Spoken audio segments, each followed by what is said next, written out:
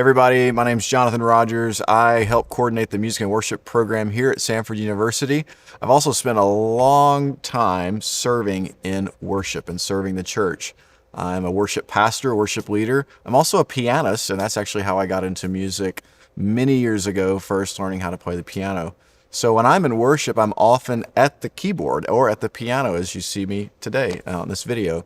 One thing I wanted to share with you was how to use the piano in worship. For those of you who are either worship leaders who maybe lead at the keyboard, I know many lead with a guitar, but there are some who are leading at the piano or at the keyboard. And also the audience that is, if you're just the pianist or the keyboard, maybe you're not singing, but you're playing.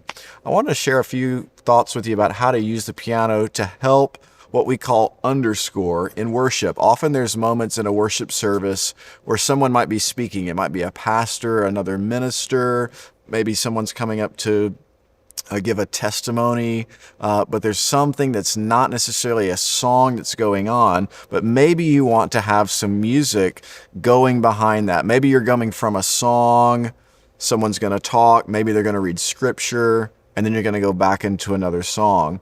Well, a great way to connect all that together, sort of glue it together seamlessly in the worship service, is to have music continuing to play in the background while the different speaking moments are happening, or while you're going from song to song. We call that underscoring. Many of you have probably experienced this before, where someone's just playing really softly. Maybe something like this.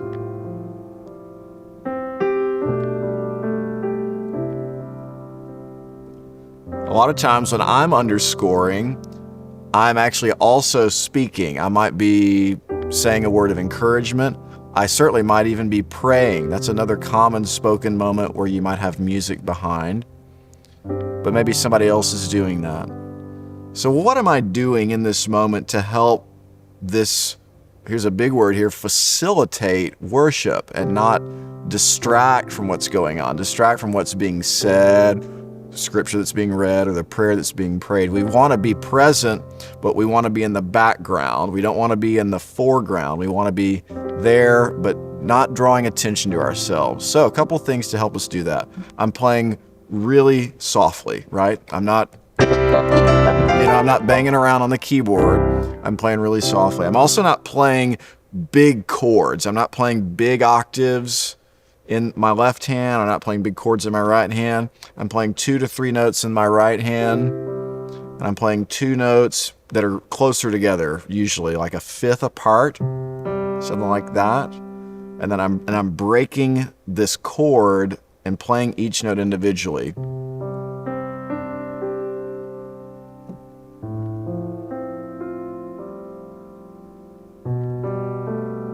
And that really subtle, soft movement is just there, right? Not playing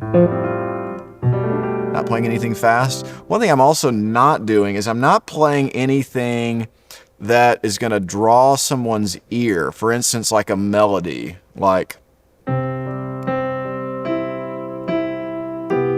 you know the hymn, I'm playing Holy, Holy, Holy, all right? That draws somebody's ear to recognize that melody because our ears pick up stuff like that. Well, that suddenly has taken their attention off of what's being said to what's being played. And we don't want to do that. So we want to play things that are what I call blurry. And I'm just jumping around. I'm finding chords that go from one to the next smoothly, that makes sense. Right? Sometimes I'll pause for a little bit, let it fade, and then come back. I might move up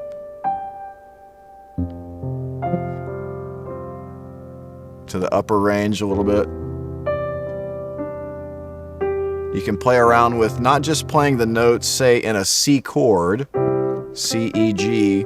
I might add an extra note like a D or the F. I might maybe just touch on those.